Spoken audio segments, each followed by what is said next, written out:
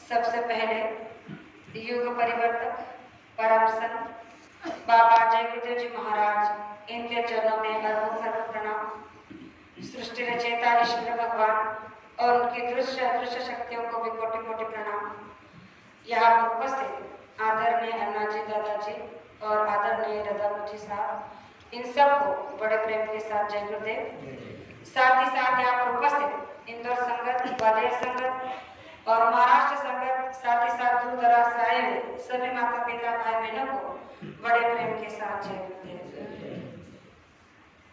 प्रेमियों, ये आज का कार्यक्रम का समापन किस निमित्त हो रहा है, ये हम सबको पता है कि 4 दिन से हम सभी प्रेमी यहाँ आकर अपने आत्म कल्याण की साधना कर रहे थे। 4 दिन से बराबर सभी प्रेमी यहाँ पर बैठकर साधना कर रहे थे। अपने आत्म कल्याण की जो रास्ता मिला है उस रास्ते पर चलने की कोशिश कर रहे थे।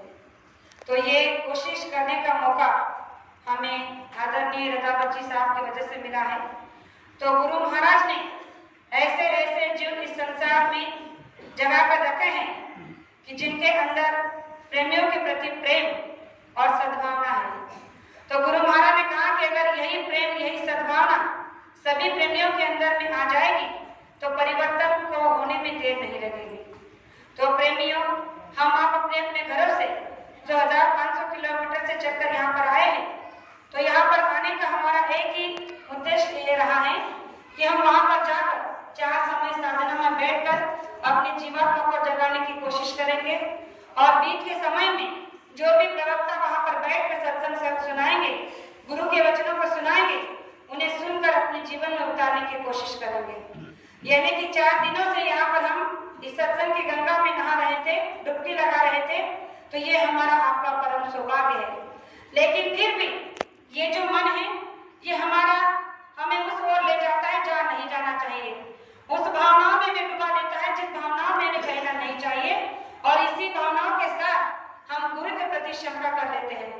जैसे अब यहाँ पर इतने 1500 किलोमीटर से हम प्रेमी आए हैं, तो किसी किसी प्रेमियों के मन में यही विचार आते होंगे कि हम तो इतने दूर चलकर आए हैं, 4 समय बैठकर साधना भी की है, समय समय पर सत्संग भी सुनने को मिला है, पर क्या गुरु महाराज हमें याद करते होंगे? क्या गुरु महाराज हमारी ख्याल करते होंगे? क्या गुरु महाराज हमारे इन सभी कार्यों को देख रहे होंगे? तो प्रेमियों, वो परम पिता परमात्मा है जो भूत भविष्य वर्तमान को अपने साथ में लिए बैठा है। क्या वो हमारे अंतर की अंतर भावना को नहीं जान सकता? अवश्य जान सकता है। कमी हमारे अंदर है, हमारे भाव ऐसे हैं कि हम अभी तक उन्हें पहचान नहीं पाए हैं। तो इस पर एक छोटा सा 2 मिनट का प्रमाण देना चाहती हूँ कि गुरु के प्रति अगर हमारी श्रद्धा बहुत ही अटूट रही, दृढ़ रही, तो गुरु बुलाने की इंतजारी नहीं करते, हमारे भाव को देखकर स्वयं दौड़ कर चले आते हैं। तो आप कहोगे कैसे? एक बहुत बड़े महात्मा थे और उन महात्मा का भी एक बहुत बड़ा दरबार था। वहां पर उनके शिष्य ऐसे ही उनके सत्संग के लिए आते जाते रहते थे, दर्शन परामर्श करते रहते थे। तो एक बार एक शिष्य ऐसा था जो दोनों आंखों से अंधा था, लेकिन गुरु को देखने की अभिलाषा लिए बहुत दुखी हो रहता था। तो एक दिन उसने ये ठान लिया कि भले मेरी आंखें अंधे क्यों ना हो, लेकिन मैं उनके दर्शन को जाए बिना नहीं रहूंगा। चाहे जिस हाल में हो, मैं अपने गुरु के दर्शन अवश्य करूंगा। और इसी विवेक में वो घर से निकल पड़ा। इस विरह में वो गुरु के दर्शन के लिए चल पड़ा। अब आंखों से अंधा जो व्यक्ति था, वो नंगे पैर अपने गुरु से मिलने के लिए अपने घर से निकल पड़ा। अब जब रास्ते से चल रहा है तो तपती रेत में वो अपने गुरु को याद करते हुए चल रहा है। आंखों से आंसू बहा रहा है कि एक बार काश आप मुझे दर्शन देते तो मैं अपने आप को सौभाग्यशाली समझ लेता। और उनके दर्शन के लिए चला जा रहा है। उसकी इस भावना को देखकर, उसके इस विरह को देखकर उसके गुरु से रहा नहीं गया। वो जिस स्थान से बैठे थे, जैसे उन्होंने देखा कि मेरा एक प्यारा, एक भक्त ऐसा है जो आंखों से अंधा है, लेकिन फिर भी मेरे दर्शन के लिए घर से निकल पड़ा है नंगे पैर, तो मैं उसे और ज्यादा नहीं कर पाना चाहता। और वो अपने जगह से उठकर उसे मिलने के लिए चले गए। अब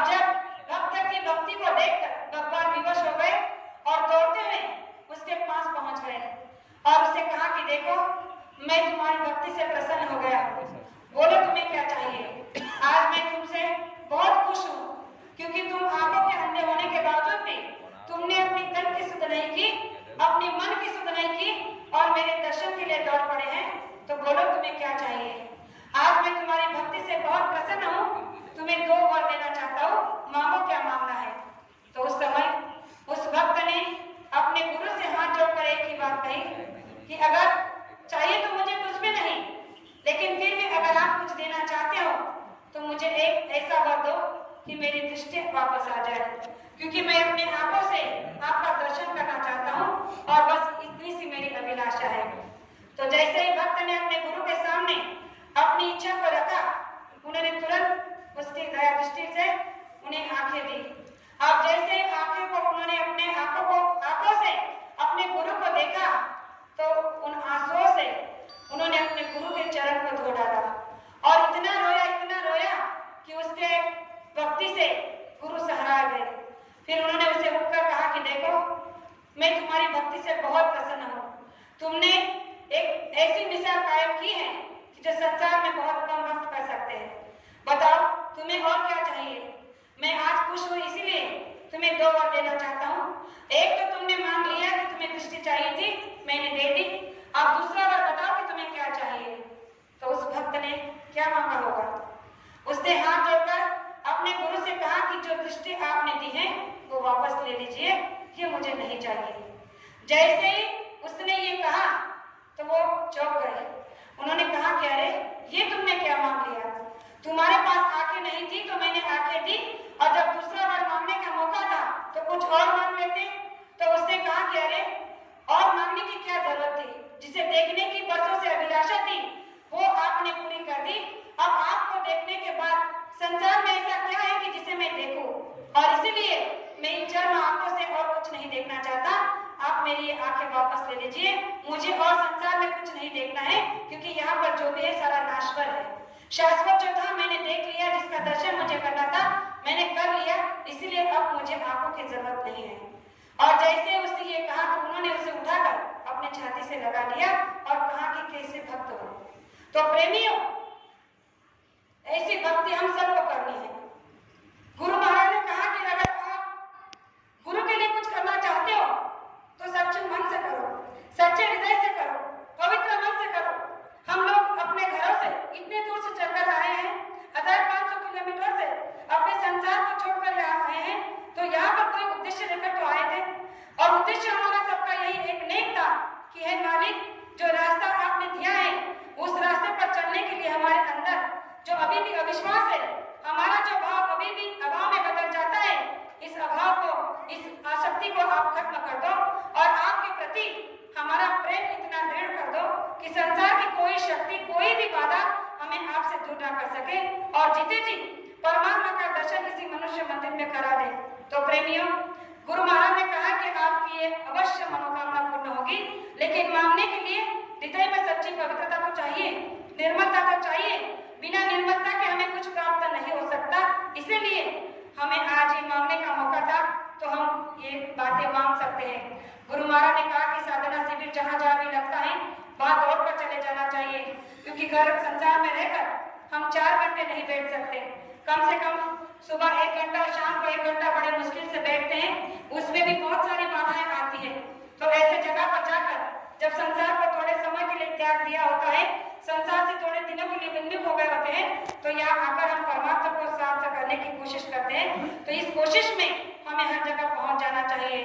तो आप सभी से मैं बार बार इतना ही कहना चाहूंगी कि मनुष्य शरीर केवल संसार करने के लिए नहीं, परमार्थ करने के लिए मिला है, और ऐसा सच्चा परमार्थ जो हमें बाबा जय गुरु जी महाराज के जरिए मिला है, वो संसार में कहीं किसी के पास नहीं है। तो आप सभी से इतना ही कहना चाहूंगी कि आने वाले 26 सितंबर से हमारे महाराष्ट्र जलगांव में अजंती सिंपर गांव में भी ऐसा ही साधना शिविर का 9 दिवसीय कार्यक्रम होने वाला है। तो आप सभी संगतों को मेरा हाथ जोड़कर नम्र निवेदन है कि आप सभी प्रेमी बड़ी से बड़ी संख्या में उपस्थित रहे और इस साधना शिविर का लाभ लें। तो हम सभी आपकी सेवा करने का मौका चाहते हैं, आप सेवा का मौका देंगे ऐसे आपसे इच्छा चाहते हैं। प्रेमियों, जो 2 बातें आपके सामने रखी हो सकता कहने में एक शब्द ऐसा निकल गया हो जो मुझे नहीं कहना चाहिए था, तो आपकी छोटी बेटी समझकर माफ करना ऐसे आशा करती हूँ, और मेरे 2 शब्द को यही विराम देना चाहती हूँ। जय